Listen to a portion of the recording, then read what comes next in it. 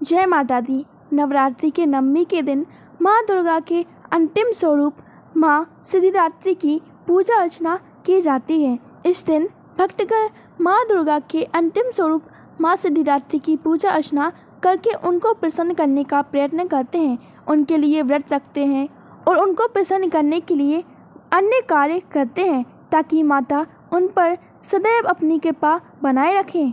दोस्तों, आप सभी का स्वागत है हमारे YouTube चैनल पर। अगर आप इस चैनल पर नए आए हो तो हमारे चैनल को सब्सक्राइब करके एक बार प्रेम से लिखिए जय माता दी।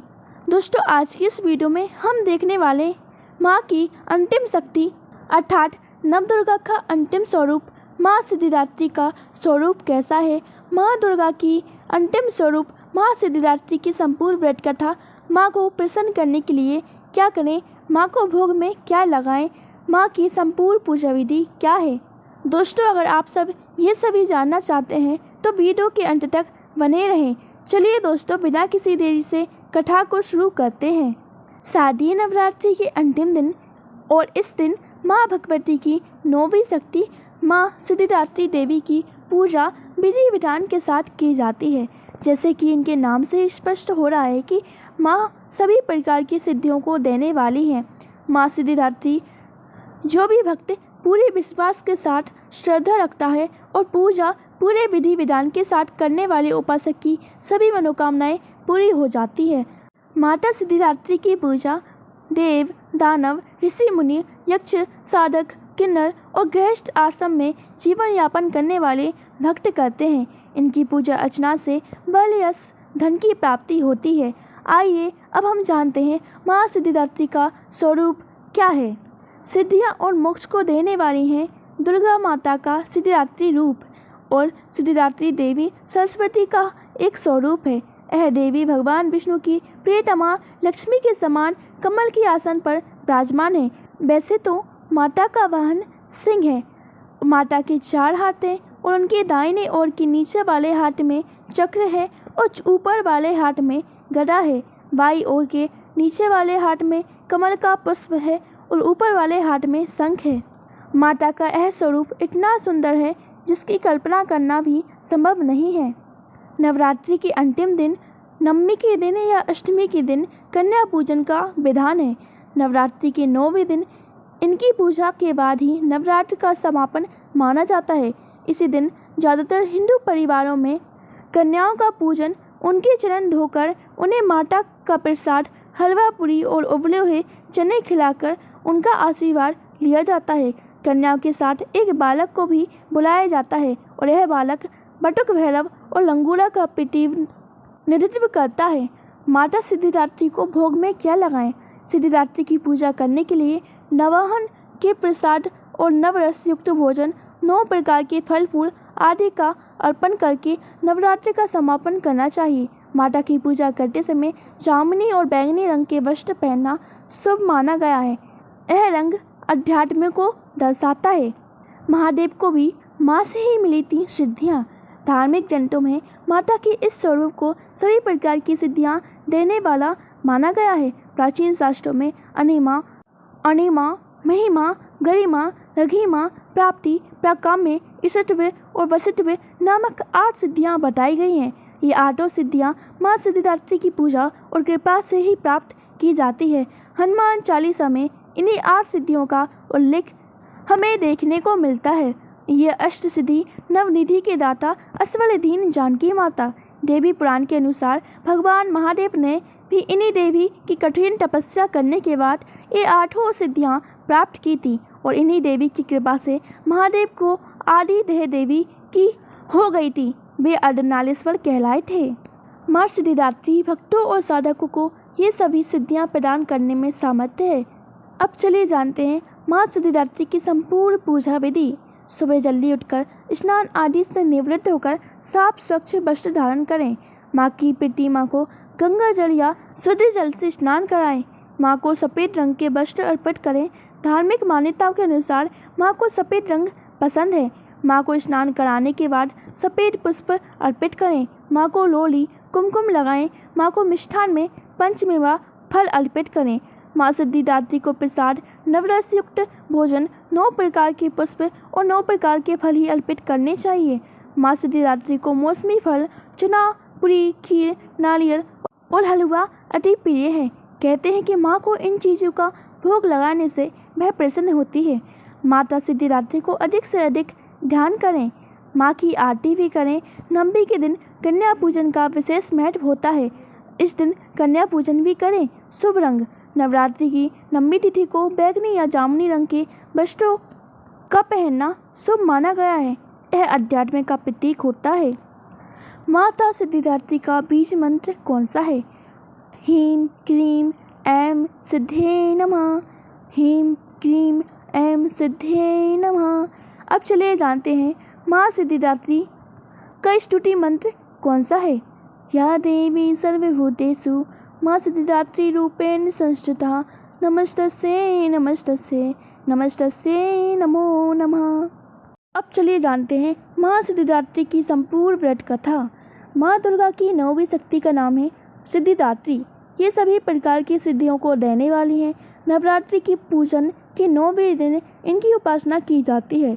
इस दिन शास्त्रीय विधि विधान और पूर्ण निष्ठा के साथ साधना करने वाले साधक को सभी सिद्धियों की प्राप्ति होती है। सृष्टि में कुछ भी ऐसा अगम्य नहीं है जो ब्रह्मांड का पूर्ण विजय प्राप्त करने की सामर्थ्य उसमें आ जाती है। मार्कंडेय पुराण के अनुसार अनिमा, महिमा, गरिमा, लघिमा, प्राप्ति, प्रकम्य, स्थित्व और वसित्व ये 8 सिद्धियां होती हैं। ब्रह्मवैवर्त पुराण के श्री कृष्ण जन्म खंड में यह संख्या 18 बताई गई है। इनके नाम इस प्रकार है: अनिमा, लघिमा, प्राप्ति, प्राकाम्य, महिमा, स्थित्व, वसित्व, सर्व काम वसेयता, सर्वज्ञत्व, दूर श्रवण, पराकाय प्रवेशन, भाग्य सिद्धि, कल्प वृक्षत्व, सृष्टि संहार करण सामर्थ्य, अमृतत्व, सर्वन्यायकत्व, भावना सिद्धि। माँ सिद्धिदात्री भक्तों और साधकों को ये सभी सिद्धियां प्रदान करने में समर्थ हैं।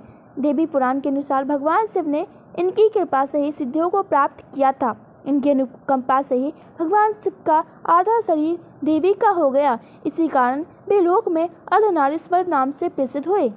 माँ सिद्धिदात्री 4 भुजाओं वाली हैं। इनका वाहन सिंह है। ये कमल पुष्प पर आसीन होती हैं। इनकी दाहिनी तरफ की नीचे वाले हाथ में कमल पुष्प है।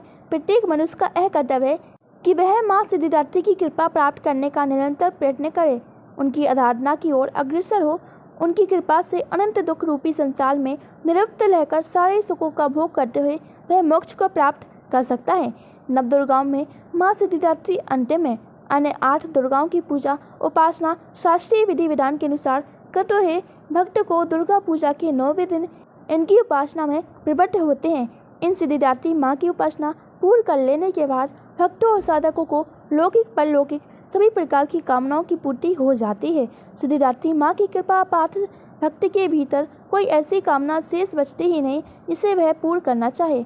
वह सभी संसारिक इच्छाओं, आवश्यकताओं और स्पृहाओं से ऊपर उठकर मानसिक रूप से माँ भगवती के दिव्य लोकों में विचलन करता हुआ उनकी कृपा रस पीयूष का निरंतर पान करता हुआ विषय भोग्य शून्य हो जाता है। माँ भगवती का परम सानिध्य उसका सर्वस्व हो जाता है। इस परम पद को पाने के बाद उसे अन्य किसी वस्तु की आवश्यकता नहीं रह पाती।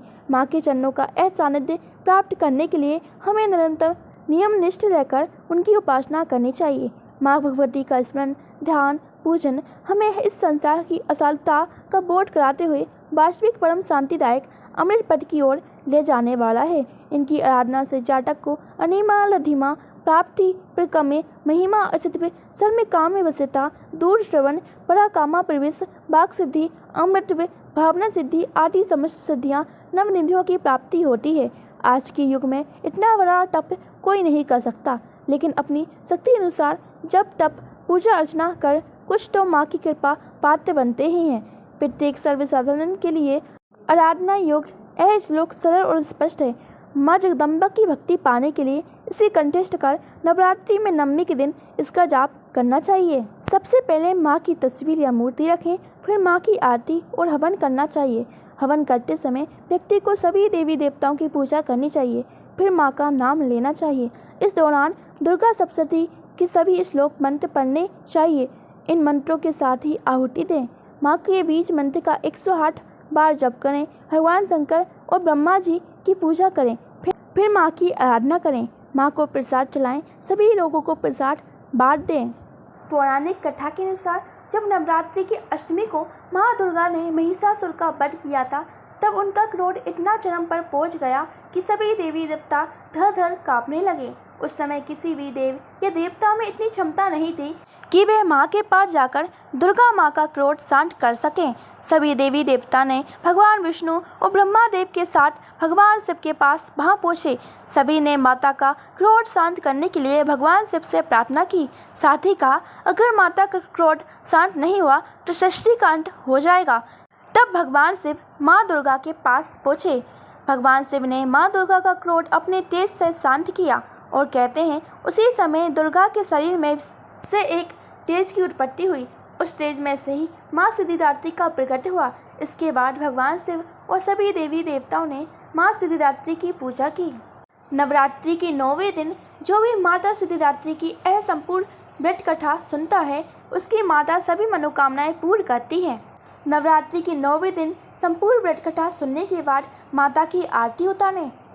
दोस्तों, आप सभी को यह कथा कैसी लगी हमें कमेंट करके बताएं और ऐसी ही वीडियो देखने के लिए हमारे चैनल को सब्सक्राइब करना ना भूलें।